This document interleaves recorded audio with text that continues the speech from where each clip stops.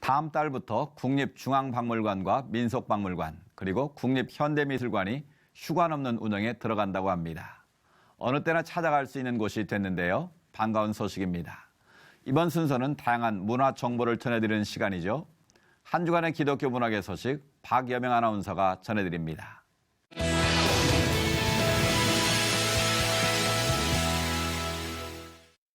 그림을 잘 모르시는 분들이라도 아담과 조물주가 손가락을 접촉하고 있는 그림 한 번쯤은 보셨을 겁니다. 바로 미켈란젤로의 천지창조인데요. 고개를 꺾고 천장에 매달리듯 완성한 이 작품, 현대기술로 만나보시는 건 어떨까요? 그 웅장함에 압도되실 겁니다. 오늘 문화선책에서 미켈란젤로전 소개해드립니다. 여름 휴가철. 바티칸의 시스티나 성당을 찾는 관광객은 하루 2만 명. 이 관광객들이 시스티나 성당을 찾는 이유는 단 하나. 미켈란젤로의 천지창조를 보기 위해서인데요. 오늘은 전 세계 미술사를 통틀어 전무후무한 작품을 남긴 미켈란젤로, 그리고 무려 4년이라는 시간 동안 집념으로 완성한 천지창조를 만나러 가봅니다. 르네상스를 대표하는 3대 미술가 중 한 명이자 다비드, 피에타, 천지창조, 최후의 심판 등의 작품으로 오늘날까지 사랑을 받고 있는 미켈란젤로 부오나로티의 작품들이 디지털로 재해석되어 선을 보이고 있습니다. 미디어 아트로 만나는 미켈란젤로 전입니다. 저희 미켈란젤로 전시는요, 세계 최초로 미켈란젤로의 인생과 그리고 그의 최후의 걸작인 시스티나 성당을 컨버전스 아트로 재현한 그러한 전시입니다. 기존의 캔버스에만 있던 그림을 첨단 디지털 기술로 재해석하고 모션 그래픽을 입혀 콘텐츠를 살아 움직이게 만들고 여기에 음악과 스토리텔링까지 결합시킨 본 다빈치의 컨버전스 아트 전시는 반고흐, 헤세와 그림들, 모네전 등을 통해 큰 사랑을 받아왔는데요. 이번에는 특별히 창조주에 대한 집념과 애착을 자신의 예술혼에 담아 작품에 대입시켰던 르네상스의 3대 거장 미켈란젤로의 작품 200점을 소개한다고 합니다. 그의 조각과 그리고 그의 회화는 오로지 그가 신에게 영광을 위한 그런 목적으로 만들어졌다고 해도 과언이 아닐 만큼 그에게 있어서 신과 자신과의 1대1의 관계는 그 누구도 범접할 수 없는 영역이었어요. 그러한 그의 예술혼이 담긴 조각은 엄청난 천재적인 그러한 작품을 만들어냈고 그의 걸작이었던 시스티나 성당 그리고 20년 후에 만들어졌던 최후의 심판까지도 그의 천지창조와 최후의 심판은 바로 여기에서 그의 인생을 마무리할 수 있는 최고의 걸작으로 남게 되죠. 특히 이번 미켈란젤로 전에서는 단순한 전시가 아니라 마치 박물관을 거닐고 있는 듯한 느낌을 주는데요. 천재 조각가였던 미켈란젤로의 특성을 살려 박물관을 그대로 옮겨놓은 듯한 공간으로 구성해 뮤제오그래피 콘셉트를 소개하고 있다고 합니다. 예술적인 원화와 IT를 결합한 미디어 형식의 그런 컨버전스 아트, 융합적인 그런 아트는 다 같은데요. 미켈란젤로 같은 경우는 조각의 천재 조각가였기 때문에 그의 그런 작품들에 대한 어떤 공간적인 구성이 굉장히 중요했어요. 그래서 뮤제오그래피라는 그런 뮤지엄과 그래픽적인 요소를 합친 그런 미술품과 건축물의 조합을 이룬 공간이라는 형식의 뮤제오그래피라는 컨셉을 따른 그러한 공간적 구성이 굉장히 특징이고요. 미켈란젤로의 일생과 성 베드로 성당을 건축할 때의 이야기와 함께 전시는 본격적으로 시작되는데요. 마치 시스티나 성당 내부에 있는 것처럼 천장과 측면에서 미켈란젤로의 작품들을 움직이는 영상으로 만나볼 수 있는 공간을 지나 최후의 심판을 만나면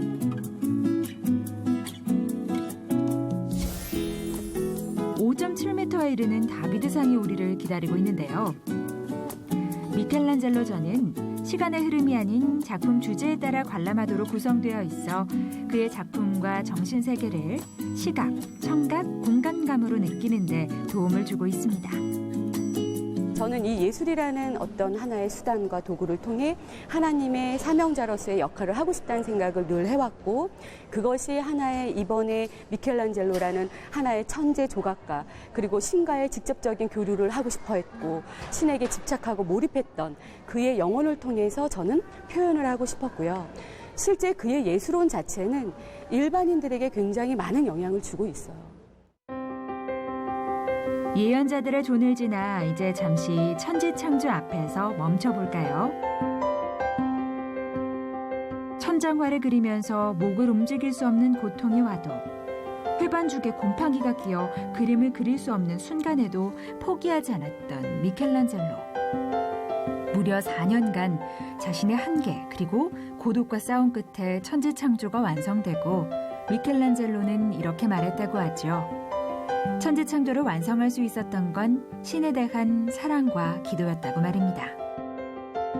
과거에 영예를 누렸던 그런 엄청난 화가였지만 그의 삶은 트라우마를 겪었던 어글리한 그런 스스로의 외모에 많이 위축되어 있었고, 그리고 가난한 귀족의 자식으로서 많은 기대를 받았지만 그러나 스스로는 너무나 움츠려 있었던, 그래서 결국은 신밖에는 의지할 수 없었던, 그러나 그의 인생 가운데 그가 극복했던 것들은 바로 그가 예술에 집중하고 그의 영혼을 다 바쳤던 그런 혼신의 힘을 불살랐던 조각과 회화였거든요.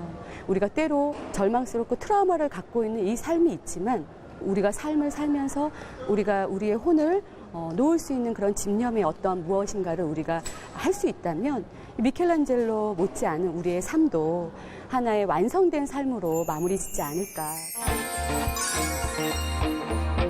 미켈란젤로가 디지털을 입고 21세기에 다시 출연할 수 있게 되리라고 과연 그 누가 상상할 수 있었을까요? 마치 시스티나 성당 안에 있는 것처럼 천장과 벽은 물론이고 굴곡진 기둥까지 온통 미켈란젤로의 손길을 느낄 수 있을 겁니다. 세계 최초 컨버전스 아트로 선보이는 천지창조 미켈란젤로전은 전쟁기념관 기획 전시실에서 만나보실 수 있습니다.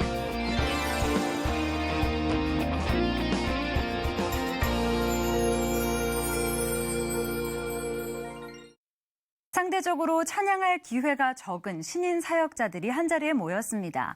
바로 덤앤덤인데요. 가는 곳마다 하나님의 사랑을 더한다는 의미를 담았다고 합니다. 이 밖에 한 주간의 기독교 문학의 소식 모아서 정리해드릴게요. 신인 사역자들로 구성된 예배 공동체 덤앤덤이 지난 1일 나니아의 옷장에서 기자간담회와 쇼케이스를 가졌습니다. 가는 곳마다 하나님의 사랑을 더하고 자신들의 사랑을 더한다는 의미의 덤앤덤은 지난 2015년을 시작으로 총 15명의 사역자들로 구성되어 있는데요. 공연이나 찬양할 기회가 적은 신인 사역자들이 함께 모여 사역을 하고 있다고 합니다. 특히 최근에는 100회 예배를 기념하며 찬송가 앨범과 CCM 베스트 앨범을 발매하기도 했습니다.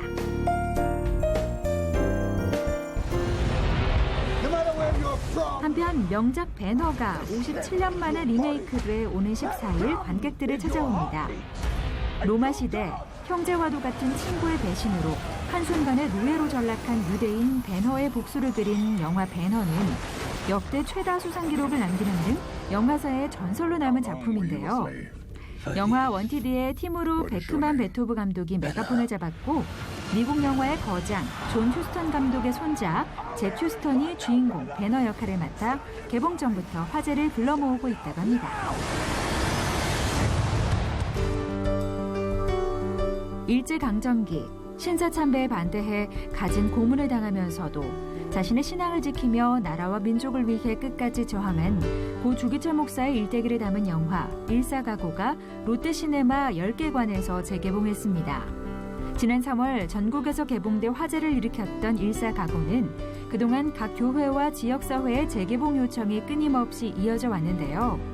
서울 용산과 경기도 부평, 대전 둔산 등의 지역에서 관람이 가능하고요. 상영이 되지 않는 지역은 단체로 대관이 가능하다고 합니다.